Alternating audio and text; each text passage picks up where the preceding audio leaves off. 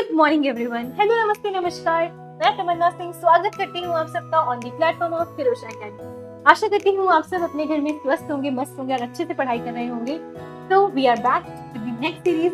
हमने last series जो हमारी ये सेशन हुआ था एमसीक्यू मोस्ट इंपॉर्टेंट एमसीक्यूज का सेशन हुआ था, उसमें हमने breathing and exchange of gases के कुछ क्वेश्चंस डिस्कस किए थे। और आज इस सेशन में हम लेकर आ गए हैं एक न्यू चैप्टर जो आपका रहेगा cell the unit of life. तो इस चैप्टर के कुछ मोस्ट इंपॉर्टेंट एमसीक्यूज हम इस सेशन में डिस्कस करने वाले हैं, जो आपके एग्जाम पॉइंट ऑफ व्यू से इंपॉर्टेंट हो सकते हैं और बहुत बेसिक हो सकते हैं। ये क्वेश्चंस अटेंड करके ये क्वेश्चंस में आपको पीवाईक्यूज मिलेंगे, तो आपको उससे थोड़ा सा आइडिया हो जाएगा कि आपके जो एग्जाम में क्वेश्चंस आने वाले हैं उनका लेवल क्या होने वाला है। तो देरी किस बात की, चलिए शुरू करते हैं। तो सबसे फर्स्ट क्वेश्चन आपका ये रहा, ठीक है। तो आपका क्वेश्चन है अ न्यूक्लियर पोर अलाउस। अब न्यूक्लियर पोर के बारे में आपको पता है कि हमारा जो न्यूक्लियर पोर होता है इसके थ्रू बाय डायरेक्शनल मूवमेंट होता है, विच मीन्स कि न्यूक्लियस के अंदर से अगर कोई सामान साइटोप्लाज्म के अंदर आना चाहता है तो वो भी हो सकता है, और साइटोप्लाज्म से अगर किसी को अंदर जाना है तो वो मूवमेंट भी पॉसिबल है। तो nuclear pore bidirectional movement allow करता है। तो अगर हम इसकी बात करें, इसके ऑप्शंस को देखते हैं, तो ये बोल रहा है कि unidirectional motion movement of DNA. बिल्कुल गलत। सबसे पहली बात तो बाय डायरेक्शनल मूवमेंट होता है, और डीएनए का मूवमेंट नहीं होता है, आरएनए और प्रोटीन का मूवमेंट होता है ना। तो सिर्फ आरएनए का मूवमेंट बिल्कुल नहीं, आरएनए एंड प्रोटीन मूवमेंट बिल्कुल करेक्ट, प्रोटीन मूवमेंट ओनली बिल्कुल गलत। तो हमारा आंसर क्या हो जाएगा, option 3 which is RNA and protein. तो इन दोनों का movement in and out of the cell possible होता है। Next question, disc shaped proteinaceous structure attached to centromere of a chromosome is formed. ये तो हमने लास्ट क्लास में ही डिस्कस किया है, कितना इजी। प्रोटीनेशियस स्ट्रक्चर है डिस्क शेप्ड। डिस्क शेप्ड बोलते याद आ जाना चाहिए कि ये तो हमारा काइनेटोकोर है। Next question, which of the following cell structure is made by NOR. NOR का फुल फॉर्म क्या होता है, ये आपको मुझे बताना है। आप मुझे बताएंगे कमेंट सेक्शन में कि जो हमारा नॉर रीजन, जो हमारा नॉर है, उसका फुल फॉर्म क्या होता है, ठीक है। तो हमें इसने पूछा है कि नॉर स्ट्रक्चर जो है वो क्या बनाता है। क्या वो एल्यूरोप्लास्ट बनाता है, क्या वो न्यूक्लियस बनाता है, क्या वो स्फेरोसोम बनाता है, क्या वो रफ एंडोप्लाज्मिक रेटिकुलम बनाता है। तो हमारा जो नॉर है वो किसको बनाता है, न्यूक्लियस का फॉर्मेशन कौन करेगा, हमारा नॉर रीजन करता है, ठीक है। नॉर का फुल फॉर्म कमेंट सेक्शन में बताना है। और ये हमारा next question, fluidity of the cell membrane is measured. इसने बोला है कि जो हमारी सेल मेम्ब्रेन की फ्लूइडिटी होती है उसको कौन मेजर करता है। तो फर्स्ट ऑप्शन हमारा है on the amount of cholesterol and protein in the membrane, on the amount of carbohydrate in the membrane, on the lateral movement of proteins with the overall bilayer, और the flip flop movement of the protein. तो बताइए ऐसी कौन सा, इनमें से कौन सा रीजन है जो बता रहा है हमें कि जो हमारी सेल मेम्ब्रेन है वो फ्लूइड नेचर की होती है, मतलब उसके पास फ्लूइडिटी होती है, इतना बताना है आपको। सेमी फ्लूइड होती है हमारी सेल मेम्ब्रेन होती है वो। तो बताओ इनमें से कौन है जो प्रूफ कर रहा है। तो ये हमारी एनसीईआरटी मेंशन करती है कि जो लेटर मूवमेंट है सेल मेम्ब्रेन का, जो फ्लूइडिटी नेचर है, फ्लूइड नेचर है, ये हमें किससे प्रूफ होता है, हमारे प्रोटीन्स के लेटरल मूवमेंट की वजह से प्रूफ होता है। Next question, the content of nucleus is continuous with nucleoplasm. ये बोल रहा है कि जो न्यूक्लियस का मटेरियल होता है, जो भी सामान न्यूक्लियस के अंदर प्रेजेंट होता है, वो न्यूक्लियस के साथ या न्यूक्लियोप्लाज्म के साथ कंटिन्यूअस होता है। तो वो क्यों होता है, इसने वो पूछा है। किसके थ्रू होता है, क्या वो माइक्रोट्यूब्यूल्स के थ्रू होता है, क्या वो न्यूक्लियर पोर्स के थ्रू होता है, क्या वो मेम्ब्रेन की एब्सेंट होने की वजह से होता है, या फिर कोई चैनल्स हैं जो न्यूक्लियर मेम्ब्रेन में प्रेजेंट होते हैं। तो ये तो बिल्कुल गलत हो गया। हमारी न्यूक्लियर मेम्ब्रेन के अंदर किसी भी तरह के कोई भी चैनल्स नहीं प्रेजेंट होते हैं, ठीक है। माइक्रोट्यूब्यूल्स हैं तो वो तो प्लांट सेल और एनिमल सेल के अंदर प्रेजेंट होते हैं, ना कि न्यूक्लियस के अंदर। तो ये भी गलत हो गया। Due to lack of membrane और थ्रू न्यूक्लियर पोर्स। अब देखो ये लैक ऑफ मेम्ब्रेन की बात कर रहे हैं, इसने क्या बोला है कि the content of nucleus is continuous with nucleoplasm. तो इसने लैक ऑफ मेम्ब्रेन और न्यूक्लियर पोर्स। तो न्यूक्लियर पोर्स का क्या काम होता है, ये तो बाय डायरेक्शनल मूवमेंट पॉसिबल करवाता है, किसका, आरएनए और प्रोटीन्स का। तो ये नहीं होगा, हमारा आंसर जाएगा due to lack of membrane, क्योंकि न्यूक्लियस जो है वो विदाउट जो है नॉन मेम्ब्रेन बाउंड स्ट्रक्चर होता है, कौन, न्यूक्लियस। इस वजह से न्यूक्लियोप्लाज्म और न्यूक्लियस का जो भी कंटेंट होता है वो सारा कंटिन्यूस होता है, या फिर इंटरमिक्स हम कह सकते हैं। Next question, choose incorrect statement. अब आपको यहाँ पे 4 स्टेटमेंट्स दे रखे हैं, उनमें से आपको एक गलत स्टेटमेंट बताना है। तो चलिए देख लेते हैं हमने हमारे क्या दे रखे हैं यहाँ पे स्टेटमेंट्स। तो उनमें से हमें जो इनकरेक्ट है, जो आपको वर्ड है वो हाईलाइट करना है। तो यहाँ हमें इनकरेक्ट विच मीन्स गलत स्टेटमेंट बताना है। तो फर्स्ट स्टेटमेंट हमारे पास है, Leeuwenhoek first saw and described a living cell. तो क्या ल्यूवेनहॉक ने सबसे पहली सेल देखी थी और उसको डिस्कवर किया था? Living cell. कौन सी सेल डिस्कवर की थी ल्यूवेनहॉक ने? लिविंग सेल डिस्कवर की थी। तो ये स्टेटमेंट बिल्कुल करेक्ट स्टेटमेंट है। सेकंड स्टेटमेंट है रॉबर्ट ब्राउन डिस्कवर्ड सेल। क्या रॉबर्ट ब्राउन ने सेल डिस्कवर किया था? ये साइंटिस्ट जो हमारी सेल चैप्टर में जितने भी साइंटिस्ट और जो डिस्कवरी है वो याद रखने की मैंने बैच में बहुत अच्छे से एक ट्रिक बताई है ना, तो उसी से आपको याद रखना, उससे ये क्वेश्चन बहुत इजी हो गया होगा। तो रॉबर्ट ब्राउन ने हमारा सेल डिस्कवर किया था, इलेक्ट्रॉन माइक्रोस्कोप ने सारी स्ट्रक्चरल डिटेल्स दी थी सेल की, बिल्कुल correct. A large cell has a higher volume surface ratio than a smaller cell, ये तो 100% करेक्ट। तो हमारे पास इनकरेक्ट कौन सा हो जाएगा? Option 2 which is Robert brown ने क्या डिस्कवर किया था? न्यूक्लियस डिस्कवर किया था, सेल डिस्कवर नहीं किया था। Next question, which of the following is not a membrane bound not a membrane bound organelle present in the cell of the mango plant? अब देखो ये यहाँ से हमें क्या पूछ रहा है? ये हमें यहाँ से प्लांट सेल की इंफॉर्मेशन मांग रहा है, ठीक है। तो इसने पूछा है कि इनमें से ऐसा कौन है जो not a membrane bound organelle, ऐसा कौन सा ऑर्गेनेल है जिसके बाहर किसी भी तरह की मेम्ब्रेन प्रेजेंट नहीं होती है?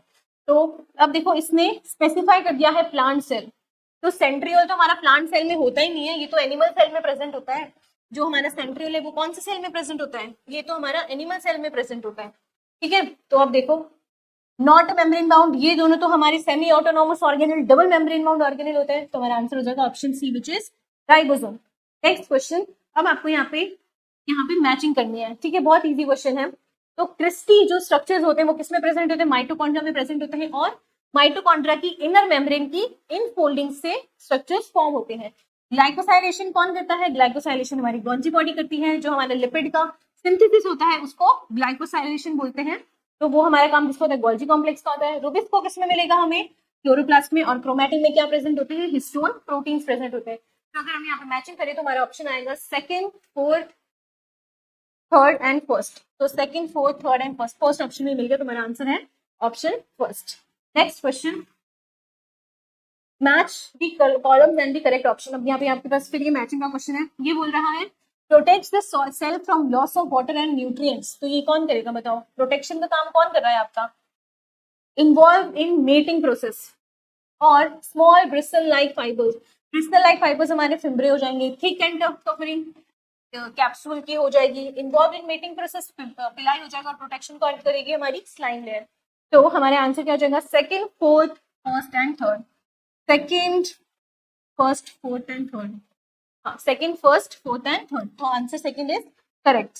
Next question, match the columns and find the correct option. तो हमारे पास ये कुछ एक क्वेश्चन दे रखा है, इसमें भी हमें मैचिंग ही करनी है। अभी हमने न्यूक्लियर पोर के बारे में पढ़ा है, न्यूक्लियर पोर क्या करेगा? Transport of proteins and RNA, तो ये कौन करेगा? Nuclear pore. न्यूक्लियोलस क्या करता है? RNA synthesis. तो देखो फर्स्ट का फोर्थ, तीनों में फर्स्ट का फोर्थ है और सेकंड का थर्ड है इन दो में, ठीक है। गोल्जी कॉम्प्लेक्स का काम क्या होता है? पैकेजिंग करना, तो सी का फर्स्ट, ऑप्शन थर्ड में तुम्हारा आंसर क्या हो जाएगा? Option third. यहाँ पे मैं आपको एक एक ऑप्शन बता रही हूँ, लेकिन एग्जाम में आपको सिर्फ यहाँ देखना है कि कहाँ पे जो है वो डिसिमिलैरिटी मिल रही है और उस ऑप्शन को मार्क कर देना है। Next question, thylakoid, leucoplast, cristae और माइक्रोट्यूब्यूल। अभी देखा हमने कि क्रिस्टी क्या होती है? हमारी इनफोल्डिंग्स ऑफ माइटोकॉन्ड्रिया। ल्यूकोप्लास्ट क्या होता है? Colourless plastid. माइक्रोट्यूब्यूल्स क्या होती है? फ्लैट मेम्ब्रेनस, फ्लैट नहीं, माइक्रोट्यूब्यूल तो ये नहीं आएगा, माइक्रोट्यूब्यूल में ये आएगा, और थाइलेकॉइड होगा हमारा जो फोटोसिंथेसिस में यूज होता है। तो ए का फोर्थ दो ऑप्शंस में है, बी का सेकंड, सी का हमारे पास क्या आ रहा है? सी का फर्स्ट आ रहा है, तो option first is the correct answer, ठीक है। इतने इजी इजी क्वेश्चंस मिलेंगे आपको एग्जाम में, डायरेक्ट क्वेश्चंस है, बिल्कुल बिल्कुल भी इनडायरेक्ट क्वेश्चन नहीं है। तो आप देखो ये फिर हमारे पास मैचिंग का क्वेश्चन आ गया, तो चलो मैचिंग करते हैं। हमारी जो स्लाइम लेयर होती है वो हमारी लूज शीट बनाती है, जो कैप्सूल है हमारा ये हमारा टफ लेयर होता है। मीसोसोम्स क्या करते हैं? मीसोसोम्स कॉन्जुगेशन, मोटिलिटी में हमारी फिम्ब्रे आ जाएंगी, सॉरी फ्लैजेला हमारे पास प्रेजेंट है, मोटिलिटी में फ्लैजेला आ जाएगा। तो जी का हमारे पास क्या है? थर्ड, और ये सिर्फ एक ही ऑप्शन है, तो हमारा आंसर हो जाएगा option second. Okay, let's move further. फिर हमारे पास फिर से मैच द फॉलोइंग का क्वेश्चन। अब हमारे पास जो गोल्जी बॉडी है वो क्या करेगी? ग्लाइकोप्रोटीन और ग्लाइकोलिपिड्स बनाती है। लाइसोसोम्स क्या करते हैं? Digesting biomolecules. वैक्यूल्स क्या करते हैं? ये ट्रैप करते हैं बेस मोटिव, और राइबोसोम्स हमारे सिंथेसिस ऑफ प्रोटीन करते हैं, ठीक है। तो फर्स्ट का थर्ड, सेकंड का फोर्थ, हमारा आंसर कौन सा हो जाएगा? Option first. ठीक है, चलिए आगे बढ़ते हैं। अब हमारे पास दे रखे हैं ये भी, अच्छा ठीक है, यहाँ पे आपको मिसमैच्ड पेयर के बारे में बताना है। ठीक है, आपके पास यहाँ पे 5 पेयर दे रखे हैं, आपको बताना है इसमें से कौन सा मिसमैचिंग मतलब गलत मैच हो रखा है।